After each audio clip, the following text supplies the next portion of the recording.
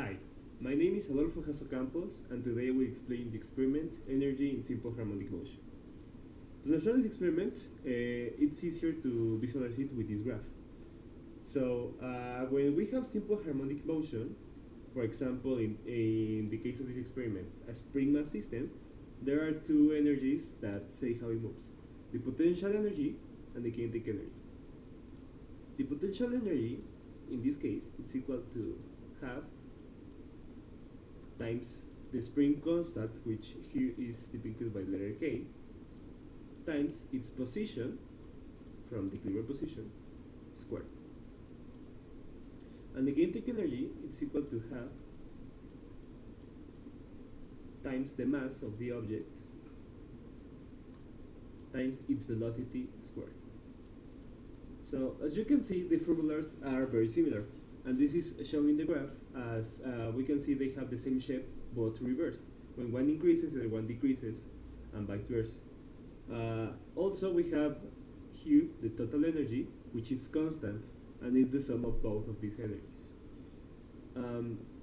What we're going to try to do in the experiment is show that the real spring mass system it's very close to this exact graph. Okay, so in order to do that, we will have to use this machine. Essentially what this is, it's here there's a string which is connected to a spring, as you can see here, on which we can put a mass, and it records its, well, the time, its position, and its velocity. So there are two parts of the experiment. For the first part, we will try to get the value of the spring constant of this spring, called K. And how exactly are we going to do this is using the formula force equals to minus K times the displacement. Here the force, the restoring force for the system, it's actually the force of gravity, which is downwards. Now this force can be, it's equal to the mass of the object times g, which is the gravitational acceleration, which in the case of Earth is 9.81 meters per second squared. So as the force is downwards, both sides have a negative sign, so they cancel out. So the real formula we're going to use is mass times g equal to k times x. So how the experiment is going to be is we're going to start from the equilibrium position when there are no masses attached to the spring, and we're going to ask one mass of 50 grams, and it will start going back and forth due to simple harmonic motion. But after some time, due to friction, it will stop moving, it will get to a new equilibrium position. From when this happens, you will see that the equilibrium position, it's not the same as the previous one. It actually will be lower. And therefore, when it gets to that position, we will add another mass of 50 grams and repeat the whole process. Wait until it arrives at its equilibrium position, and another mass, and so forth for 4 masses, each of 50 grams. So the results are these. This is the graph of what the position was against time. As you can see here is the real equilibrium position, and each jump it's a mass being added. As you can see, it eventually becomes horizontal, which is when it's arrived at its new equilibrium position. Here the position is absolute value, it's actually how far it is from the original equilibrium position. And you can see specifically 4 points where it gets horizontal. There are the 4 equilibrium positions for each mass. So what's important, what we use from here, is actually what was the position when it got to the equilibrium position. Here we have 4 points which tell us how mass relates to the position. So with this, we can use the formula I showed you earlier of mass times g equal to k times x, and we get the results. Here we start at 0 for the position and 0 for the force, and each point, it's each of the jumps when it goes to the horizontal position, it's actually the equilibrium position of each of the masses plotted against its force of gravity. which is the masses times g. So as you can see here, the best-fit line is actually really straight. This means it's very accurate to what the formula tells us. Because as you remember, the formula, it's actually m times g, which here is the y-axis, equal to k times x. Therefore, these numbers should be very small. As you can see, it's actually very small, especially compared to the actual slope. So this number here, 3.51925, is the value of k, this delta g.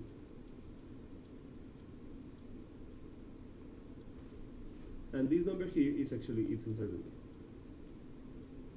So now that we have the value of k of the spring, we can start the second part of the experiment that relates these two energies. So this is how the second part of the experiment works. We use the same machine with the same spring that we already know, the spring constant of, and use another mass, this time a mass, you can see here, around 72 grams. And again we start to plot the position and the velocity against time.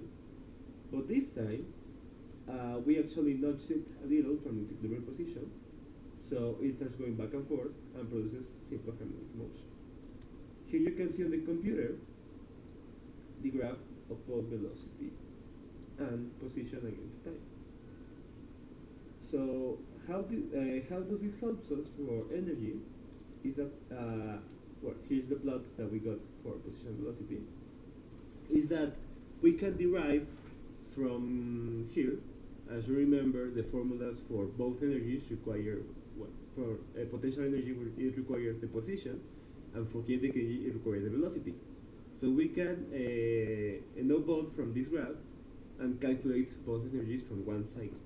In this case, the cycle we used, as you can see here, it needs to happen for this graph to happen. It needs to go from one maximum amplitude to the other side of the maximum amplitude.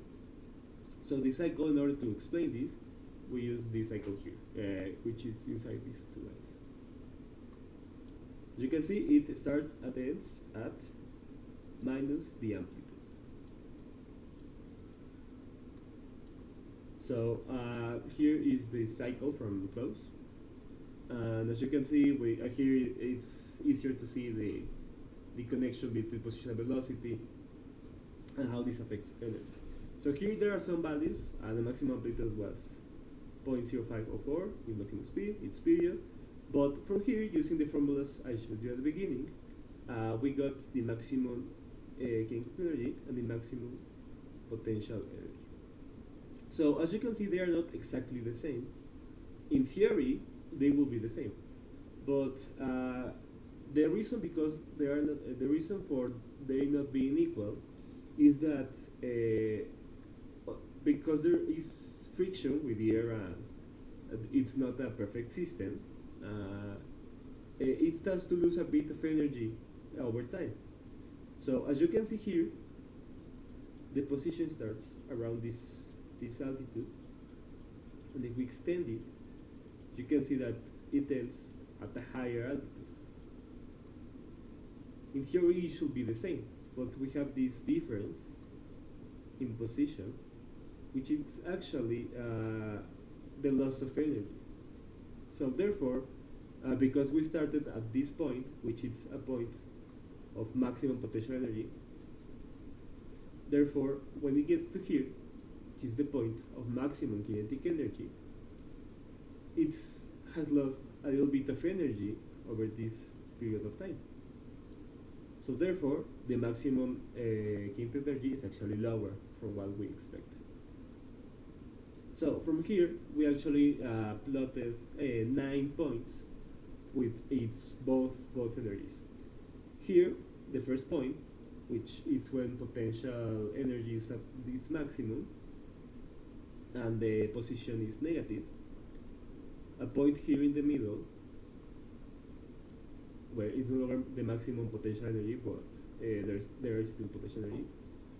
Here at 0, where the potential energy and position are both 0. here somewhere in the middle, where both potential energy and position are positive. Here, the point where position is at its maximum and the potential energy is at zero, and the reverse of all these points. Here around somewhere in the middle, at zero, somewhere in the middle again, and in the end. This will give us 9 points, which are actually the points that we can, the only points we need to get a similar graph that we showed at the beginning. So here are the values of each of these 9 points. Here are the descriptions I told you. And here is its time, its position, its velocity, and more importantly, the 3 types of energy. Just for looking at these values, you can see that the total energy, it never gets zero, but it starts decreasing a little over time due to the loss of energy I told you earlier. But with kinetic and potential energy, you can almost see that when one is high, the other one is very low. And sometimes they are around the same. For example, here the third point, potential energy is basically zero, and kinetic energy is very high, etc.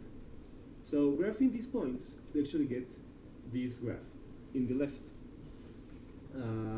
They are the same colors as the theoretical graph here on the right. And on top, we have the values of their slopes and their uncertainties. So as you can see, just from looking at both graphs, they are very similar. So you could say that the experiment was a success. We demonstrated how the energies do seem to do follow the formulas we have, even when there's a little bit of loss of energy over time. And that loss of energy explains why it's not exactly the graph.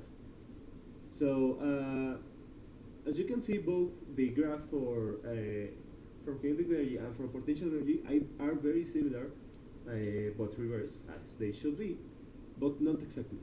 Here you can see it with the slopes. The one of kinetic energy is minus 1.5, and the one of potential energy is 1.75. In theory, if the experiment was perfect, they would be the same, but one would be negative. They are not, sadly, but they are still very similar. And the total energy, as you can see, it stays roughly the same.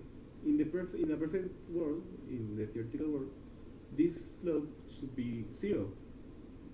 But as you can see, it is a little bit above zero, but not very much. So it looks basically horizontal.